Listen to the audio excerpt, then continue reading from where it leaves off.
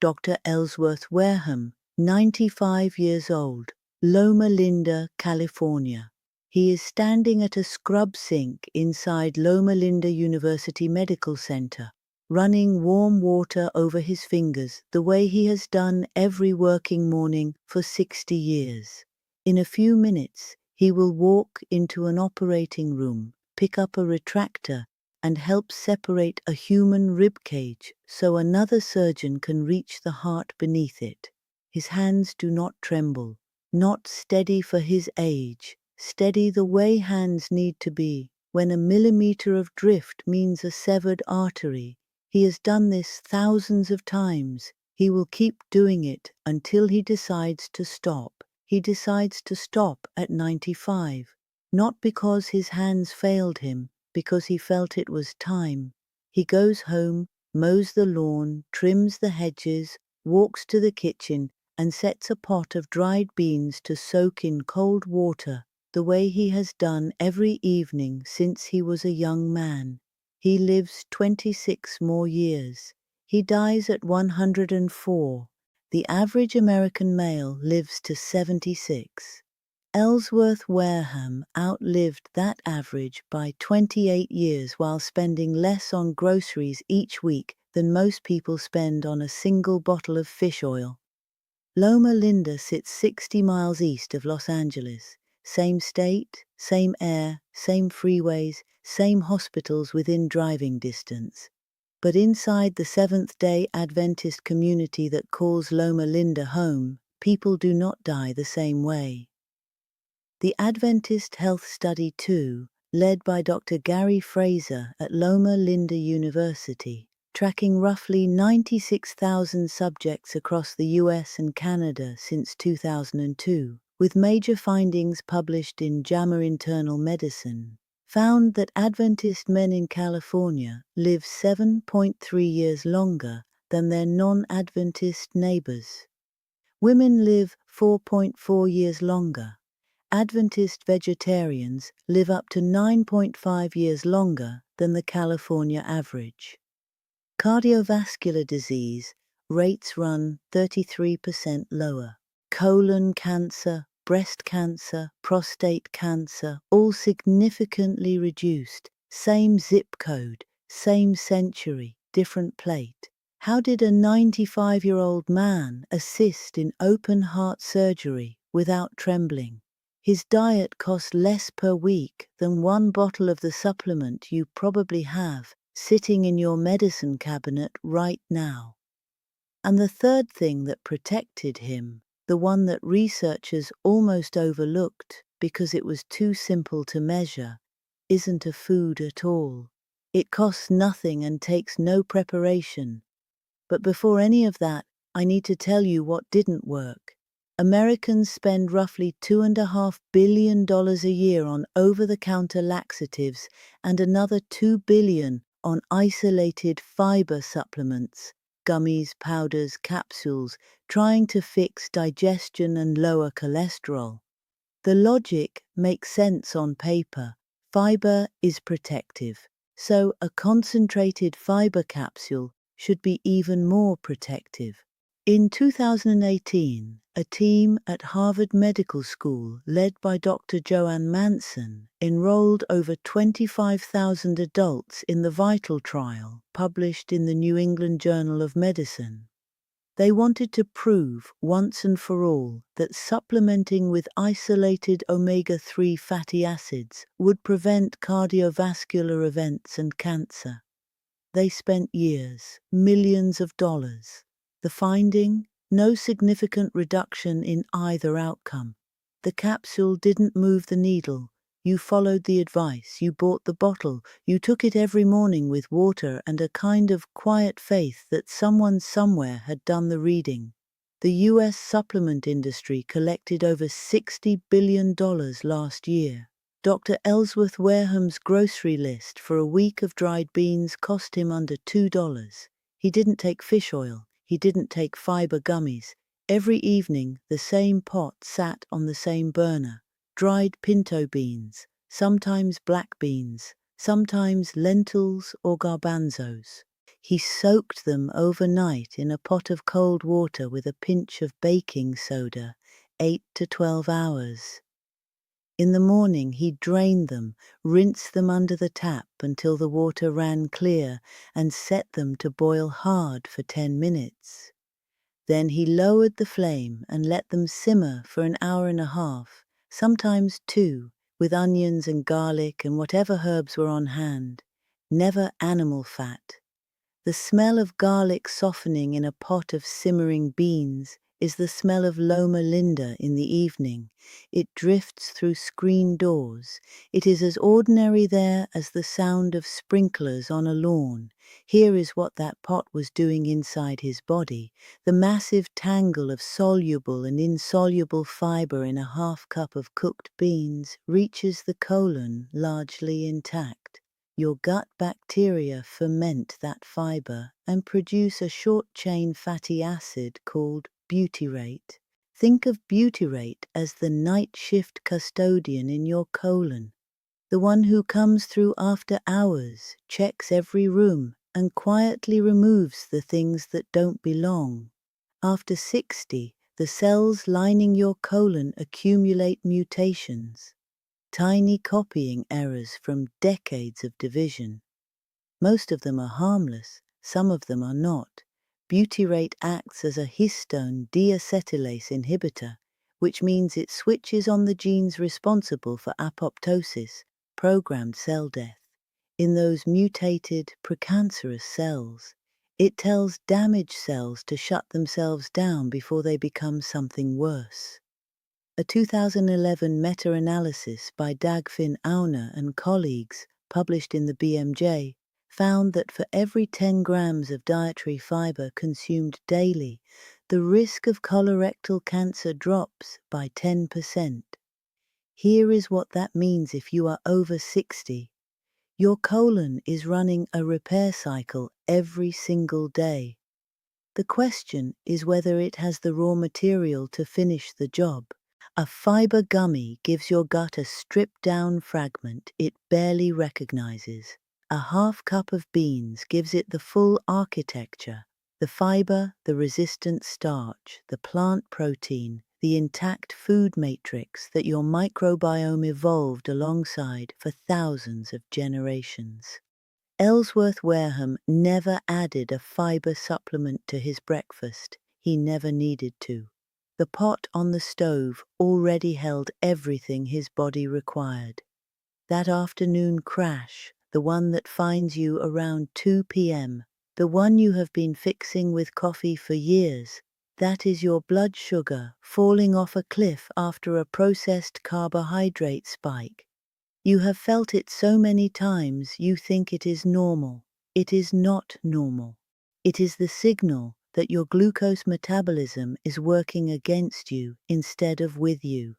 The glycemic index of most legumes falls between 20 and 30. That is among the lowest of any whole food on earth.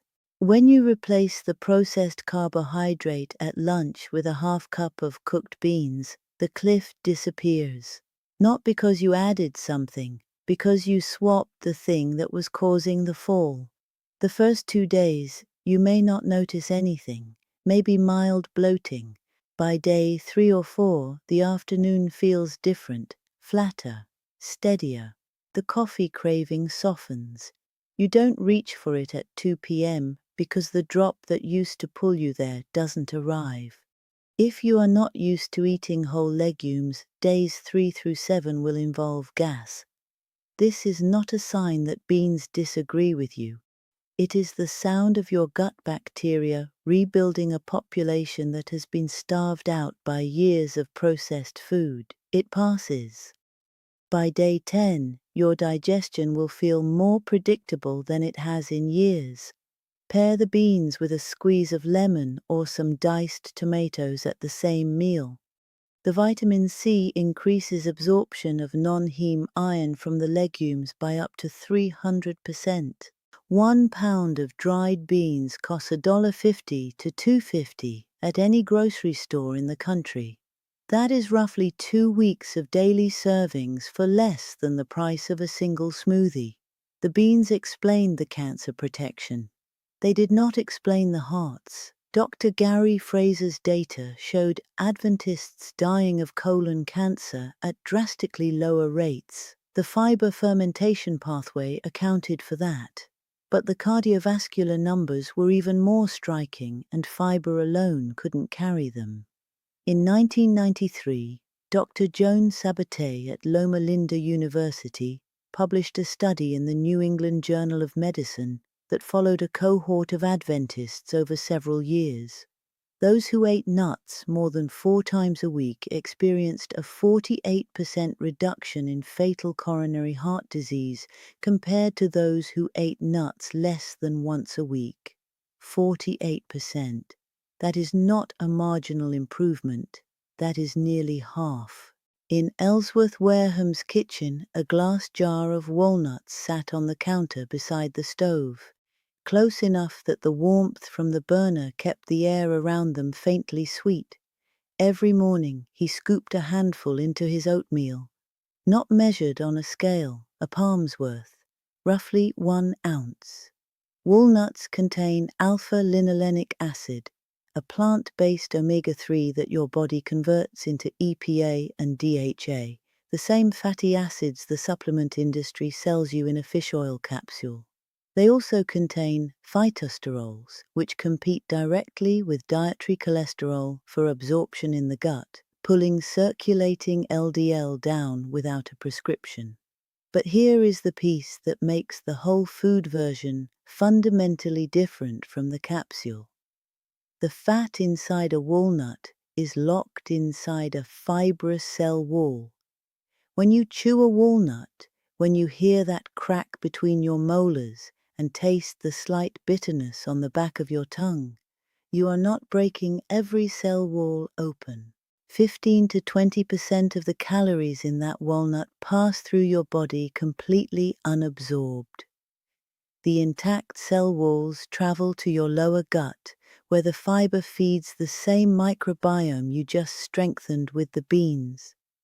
Someone in a laboratory looked at a walnut, identified the alpha-linolenic acid, extracted it, dissolved it in fish-derived gelatin, pressed it into a capsule, and sold it for $12 a bottle. In doing so, they discarded the fiber, the phytosterols, the ellagic acid, the cell walls, and the food matrix, everything that made the walnut work as a system. The capsule is a photocopy of a painting. It has the outline. It has none of the color. Buy raw, unsalted walnuts or almonds, a small handful 4 to 5 times a week. Add them to oatmeal in the morning or eat them plain in the afternoon. The combination, beans at lunch and a handful of nuts at breakfast, is exactly the meal rhythm that the Loma Linda Adventist population ate every day for decades. If you are currently swallowing fish oil capsules and fiber gummies alongside processed meals, you may be spending $40 a month to counteract the very system that $8 a week of whole food would build on its own. Subscribe to Dear Obaachan. Every week we go deep on one zone, one practice, one system. Tonight, after your last meal, write down everything you ate today. Tomorrow morning, look at the list. Count how many items came from a package with more than 5 ingredients on the label. That number is the distance between your kitchen and Ellsworth Wareham's. One researcher studying the Loma Linda data noticed something that did not fit inside the dietary measurements. The food explained the cancer rates, the nuts explained the hearts, but the overall mortality gap, Adventists outliving their neighbors by nearly a decade, was wider than the food alone could account for. Something else was in the system. It wasn't what they ate. It was what they stopped doing. Every Friday at sunset, the Seventh-day Adventist community in Loma Linda enters the Sabbath.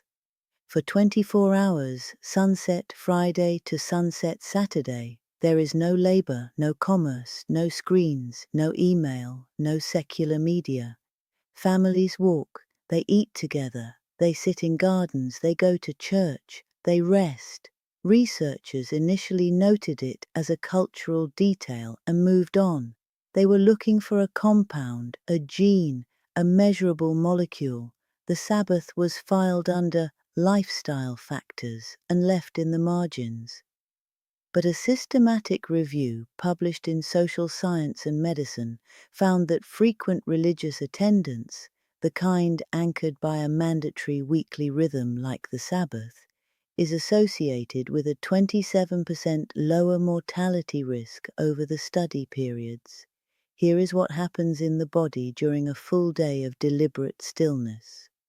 The hypothalamic pituitary adrenal axis, the stress system that governs cortisol and epinephrine, downregulates. Cortisol levels flatten. Vagal tone improves. The chronic low-grade activation of the sympathetic nervous system, the fight or flight mode that modern life keeps permanently switched on through notifications, deadlines, scrolling, and noise, goes quiet. For 24 hours, the nervous system does something it almost never gets to do. It stops. On Friday evenings, Ellsworth Wareham turned off the television. The phone went in a drawer. The beans were already soaking for tomorrow. The walnuts were already in the jar. And for a full day, his body was not fighting anything, not inflammation, not cortisol, not the low hum of a nervous system that never fully powers down. The beans fed the system. The nuts regulated the system. The Sabbath told his body it was safe to maintain what the food had built. Without that pause, the repair work runs at half capacity, like a crew trying to fix a road while traffic keeps flowing over it. The wellness industry sells $5,000 digital detox retreats and $200 bottles of ashwagandha to simulate what the Adventists get for free every week, built into the structure of their community. The retreats fail because they are one-time events for a chronic condition. The Sabbath works because it is not optional, it is not seasonal, it is every single Friday at sundown, whether you feel like it or not. The practice I mentioned at the beginning, the one that costs nothing and requires no preparation, isn't a food, it is permission to stop. Close your eyes for 5 seconds. Breathe in through your nose for 4 counts. Hold for 4. Exhale through your mouth for 6. That brief settling you just felt, the slight drop in your shoulders, the softening behind your eyes, that is a 3-second glimpse of what the Adventists give their nervous system for 24 consecutive hours, every single week. You have likely never offered your body a full day of that. Now you know what it feels like in miniature. A morning in Ellsworth Wareham's life looked like this. He woke early. A handful of walnuts went into a bowl of oatmeal. At lunch or dinner, a half cup of beans sat at the center of his plate, with vegetables, a squeeze of lemon, garlic still warm from the pot. One day a week, the phone went into the drawer, the television stayed dark, and the hours stretched out with nothing in them but family and quiet. The first 2 days of eating this way, you will likely feel nothing. The system is not broken. It is adjusting to raw material it hasn't seen in years. By day 5, the afternoon crash softens. You reach for coffee and then pause, not because you're resisting it, but because the pull isn't there. By the end of the first week, you fall asleep a few minutes faster. You wake once without the alarm going off.